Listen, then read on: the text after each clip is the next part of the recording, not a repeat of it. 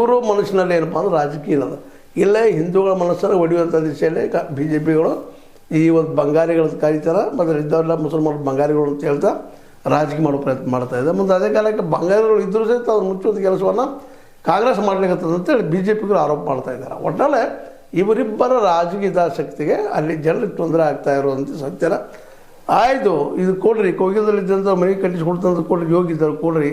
ಅದೇ ಕಾಲಕ್ಕೆ 13,000 ಮನೆಗಳು ಕಳ್ಕೊಂಡಾರಲ್ಲ ಮಂದಿ ಪಾಪ ಕುಟುಂಬಗಳು, ಅವ್ರಿಗೂ ಪರಿಹಾರ ಕೊಡ್ರಿ ಅನ್ನೋದು ನಮ್ಮ ಆರ್ ಅಶೋಕ್ ಅವರ ವಾದ. ಅದೇ ಕಾಲಕ್ಕೆ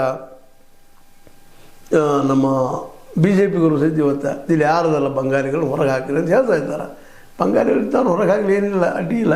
ವಲಸಿಗರು ಯಾರಿದಾರೆ ಹೋಗಲಿ ಅವರು.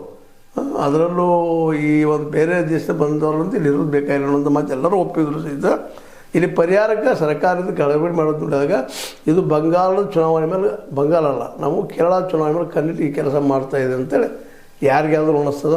ಆದರೂ ಸಹಿತ ಮಾಡ್ತಾ ಇದ್ದಾರಲ್ಲಪ್ಪ, ಏನೂ ಎಲ್ಲಿ ಮಾಡಲಿ ಅಂತೇಳಿ ಈ ಎಲ್ಲ ನೆಲೆಗಟ್ಟಿನಲ್ಲಿ ಈ ಒಂದು ಕೋಗಿಲೆ ಏನು ಗ್ರಾಮದ ಜನ ಇದ್ದಾರೆ ಅವರು ಬುಲ್ಡೋಜರ್ ಹಾವಳಿಯಿಂದ ಮನೆ ಕಳ್ಕೊಂಡಿದ್ದಾರೆ, ಬೀದಿ ಪಾಲಾಗಿದ್ದಾರೆ.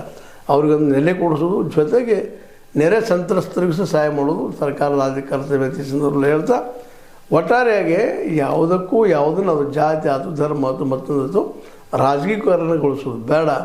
ಜೊತೆ ಬಂಗಾಳಿಗಳು ಅಲ್ಲಿಂದ ಬಂದಾರ ಅನ್ನೋದಕ್ಕೆ ನೀವು ಸತ್ಯ ಶೋಧನಾ ಕಮಿಟಿನ ಮಾಡಿದಿರಿ, ಅದರ ಮೂಲಕ ತನಿಖೆ ಮಾಡಿಸಿ ನೀವು ಸಹಜ ಸರ್ಕಾರಕ್ಕೆ ಅಥವಾ ಇಲ್ಲಿಯ ಮುಖಂಡರಿಗೆ ಕೊಟ್ಟರೆ ಅದೊಂದು ಮುಂದಿನ ದಿನಗಳಲ್ಲೇ ಒಂದು ಹೊಸ ಪರಿಹಾರ ಆಗುವ ಸಾಧ್ಯತೆ ಎಲ್ಲ ಇದ್ದಾವೆ ಅಂತ ಹೇಳ್ತಾ ಏನೋ ಆಗಲಿ ಕೋಗಿಲು ಈ ಗ್ರಾಮದ ಏನದಲ್ಲ ಇಲ್ಲಿ ಬಿದ್ದುವಂಥ ಮನೆಗಳನ್ನು ಕಟ್ಟಿಕೊಡೋ ಕೆಲಸಗಳು ಸರ್ಕಾರ ಮಾಡಿಕೊಳ್ಳಿ, ಅವರಿಗೂ ಬದುಕೊಳ್ಳಿ. ಜೊತೆಗೆ ನಮ್ಮ ರೈತರಿಗೂ ನೆರೆ ಸಂತ್ರಸ್ತರಾಗಿ ಮನೆ ಕಳ್ಕೊಂಡವ್ರಿಗೂ ಮನೆ ಕೊಡುವಂಥ ಕೆಲಸ ಆಗಲಿ ಅಂತ ಮತ್ತೊಮ್ಮೆ ಹೇಳ್ತಾ ಇದು ನಿಮ್ಮ ಲೈಕ್ ಆಗಿರ್ಬೋದು. ಲೈಕ್ ಮಾಡಿ, ಶೇರ್ ಮಾಡಿ, ಕಮೆಂಟ್ ಮಾಡಿ, ಜೊತೆಗೆ ಸಬ್ಸ್ಕ್ರೈಬ್ ಮಾಡಿ. H16 ನ್ಯೂಸ್ ಅರ್ಥಾತ್ ಸಿದ್ದರಾಮಯ್ಯ ಸತ್ಯದ ಕೈಗಳಲ್ಲಿ ವಂದನೆಗಳು.